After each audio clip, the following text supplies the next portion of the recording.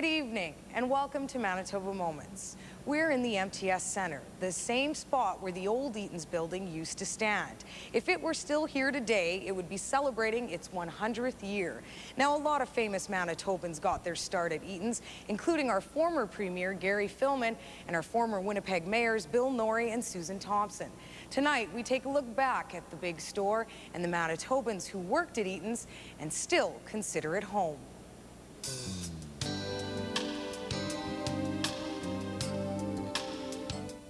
It was the spring of 1904. The Timothy Eaton store in Toronto was thriving, not just in Ontario, but into the West because of its mail-order business.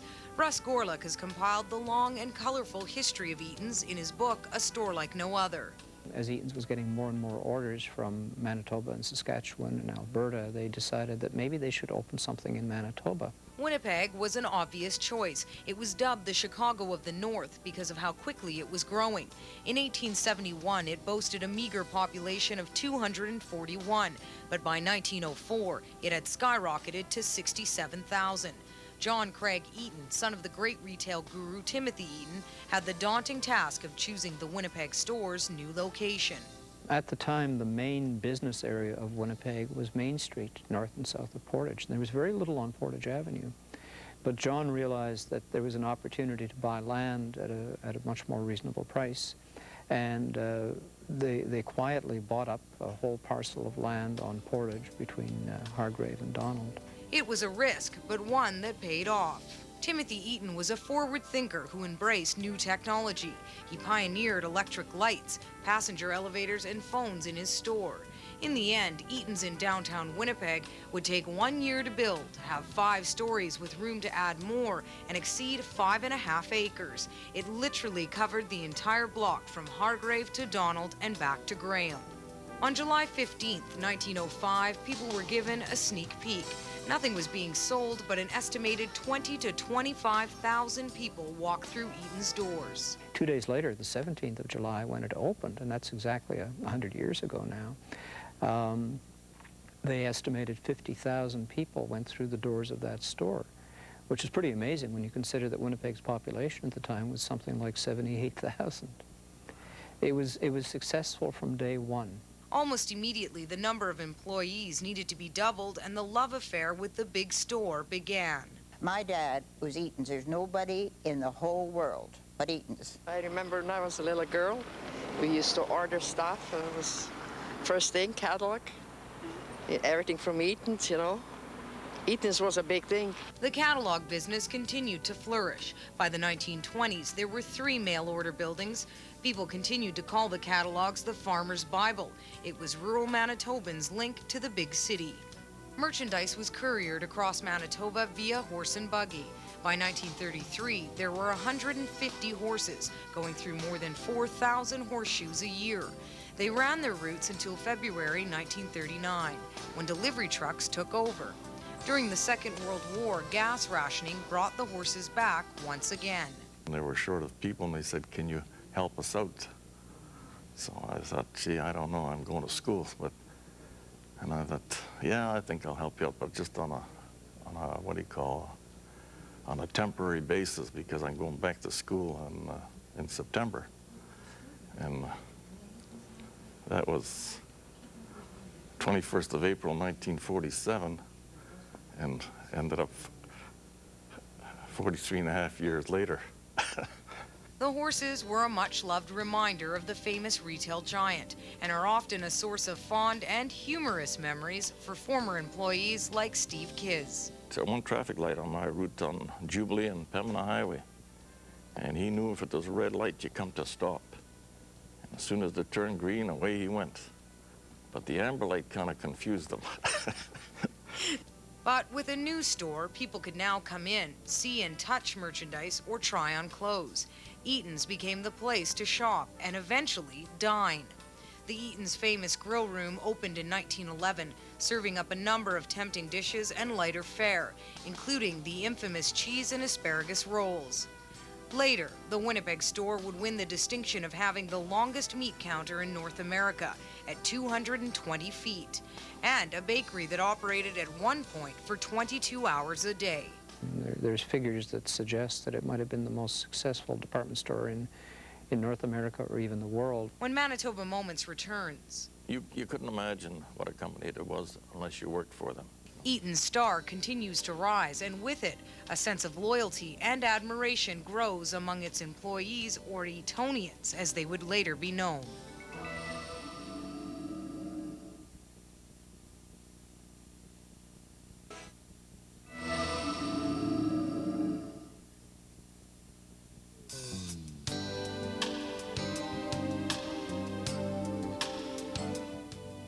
By the time the 1940s rolled around, Eaton's had grown and become the premier place to shop in Winnipeg.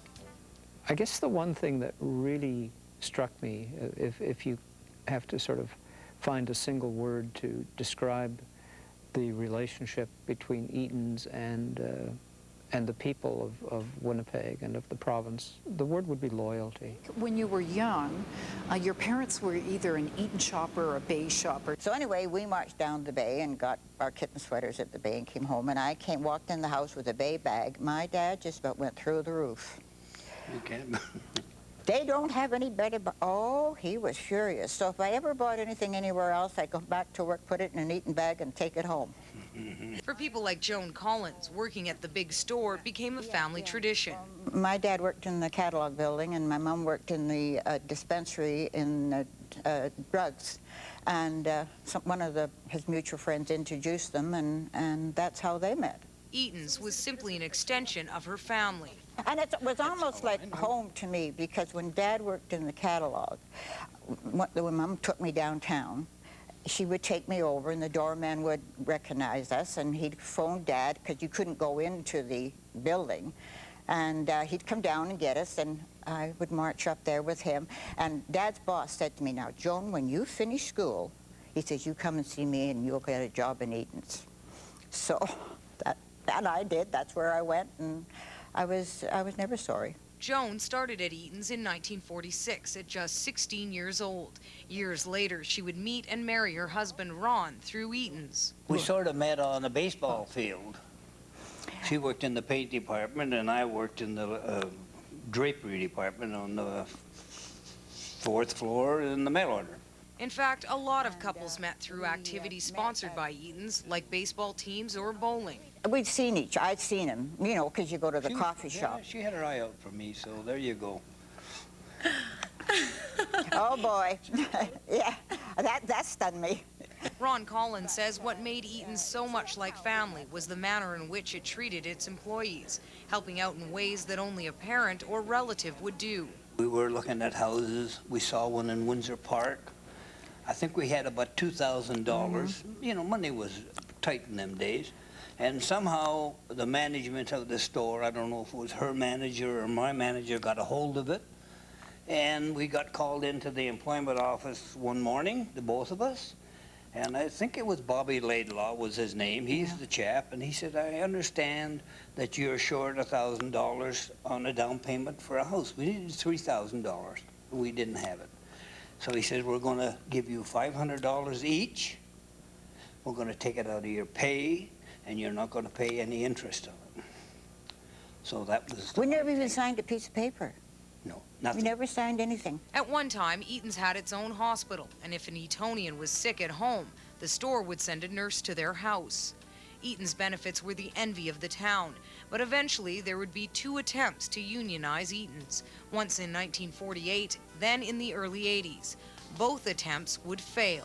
I think everyone else was unionized, you know, and so they asked, how come Eaton's wasn't unionized?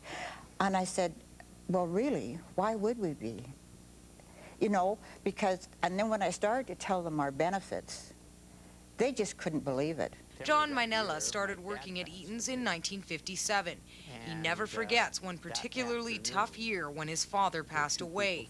He'd only been working with the company for 7 or 8 months. They asked me if financially if we were okay in terms of the funeral, if we needed any cars or anything like that. And I says, no, I says, everything is okay. We're okay. We don't need anything, you know. He says, well, we'll send a couple of limousines over anyway to the church. So if anybody wants to go to the cemetery, they can use the limousines. these things you don't forget. And as a result, I stayed all that time. And in times of hardship, Eaton's went beyond other companies of the day, like the time when a huge winter storm hit in 1966 and stranded more than 1,400 people at the store. We kept them overnight and we fed them all for nothing.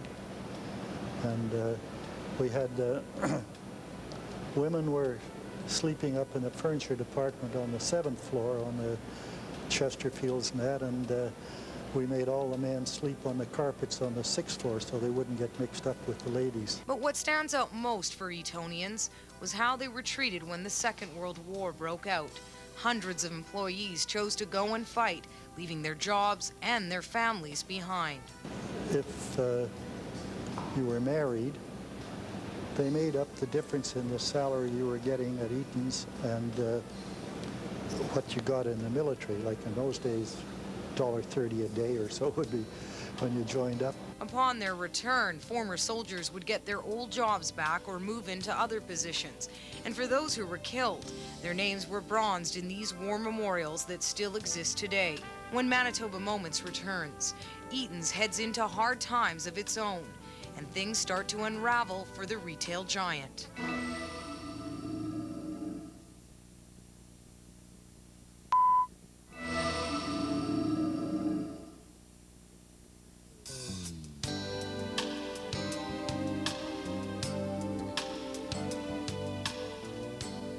Eaton's had become a fixture across the country, and especially in Winnipeg's downtown area. When I started, it was heyday. It was a thriving organization.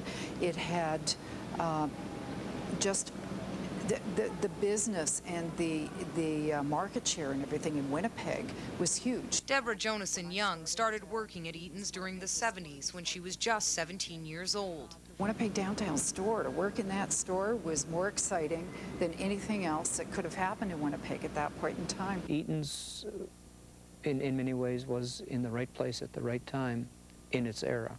They offered sales that really appealed to people, that were genuine bargains. They offered good quality merchandise at reasonable prices. But really, by the 1960s, things were starting to change at Eaton's.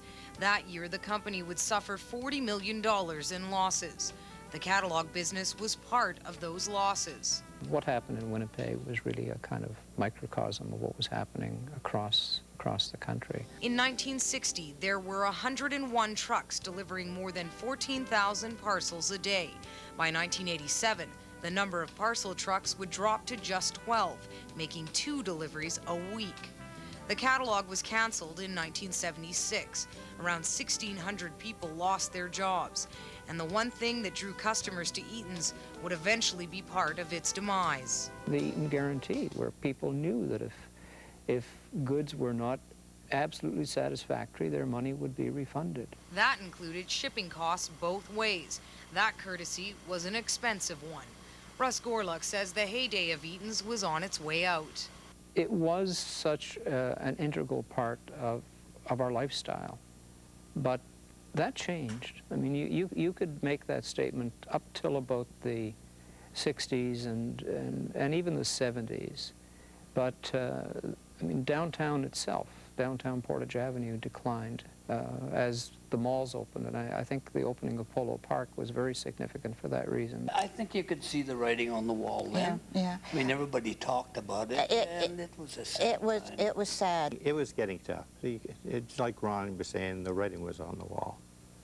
And I don't think that the young Eaton boys, George and Thor, were that interested in the retailing. They had their other interests. Many felt that some of the remaining Eaton descendants, like Fred, John Craig Jr., and George, were at the root of the company's problems. I think it's easy to blame them. They're kind of the lightning rods, and I don't think that they shared or that they demonstrated the enthusiasm for the business that their grandfather or father. There were a lot of factors that I don't think anybody could have anticipated. Others felt the company just lost sight of the most important factor, the customer. Our customer was always the low to middle class customer. They were interested in going to the middle to high class customer. Sure, it's fine to have the high class stuff, but don't emphasize it when you're trying to look at Walmart.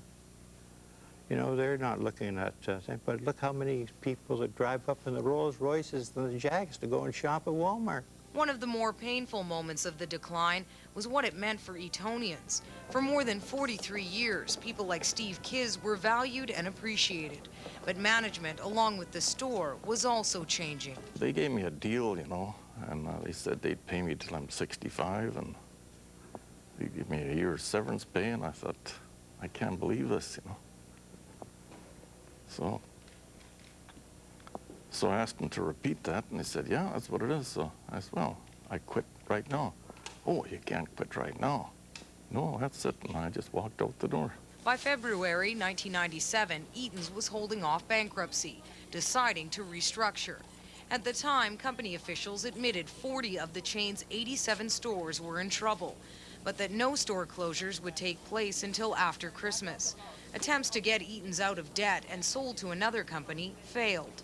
In November of 1999, 13,000 employees were told they would lose their jobs and the liquidation process would begin. We couldn't figure out what went wrong. We couldn't understand how somebody could be so great and then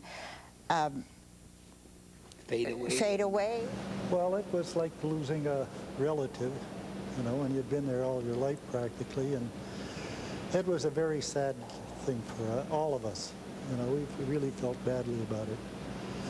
But I guess times had changed too much, and they didn't change fast enough. It's sick to my stomach the way I feel about it. You know, I love this place. I wish it could go on. I'm still hoping, deep down, I'm hoping there's going to be an 11th and 59-minute hour savior.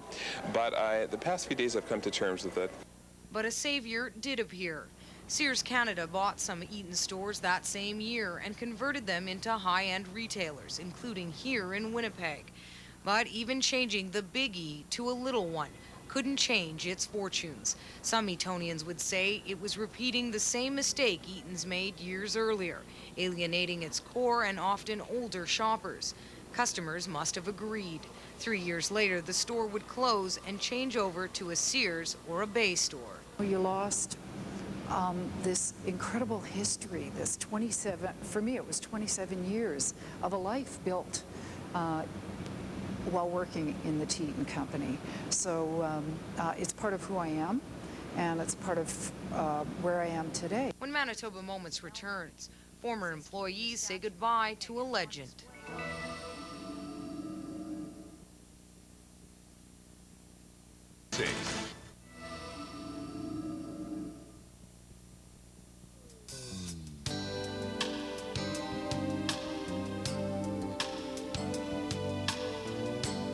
By the late 80s, the writing may very well have been on the wall, as some Etonians put it. The light was dimming for the giant on the Canadian retail stage. I'd never written a book. I had no idea if anybody would be willing to even, you know, to publish it. But I knew after a few months that the story was worth telling, and that so many people, so many of the Etonians had helped me so much that it had to be somehow printed, even if I just ran it off on a photocopier and gave copies to them. Even towards the end, Etonians' loyalty to the company never wavered. In 1989, Jim Thompson and Reg Hart started a club for employees. Jimmy said, do you have a list of retired employees? And I said, yes. And he says, how many? And I said, around 1,500. And he said, okay. And then it went from there. About 500 members of the club try to meet once or twice a month for coffee or get-togethers to reminisce. In the end, it was the Etonians who fought hard to keep the Timothy Eaton statue here in Winnipeg. The 3,200-pound statue had sat in the same spot for 71 years. It was a meeting place. You either met at the statue or you met under the cloth. It depended who you were going to meet. It was saved largely because of the Etonians' long-standing passion, loyalty, and love of a company that meant so much to so many for nearly a century. Eaton's lives with the retirement club.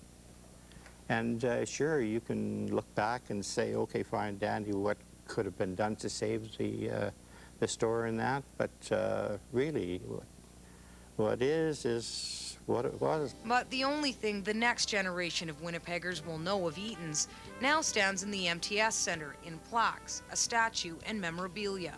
And for some Etonians, that's all right.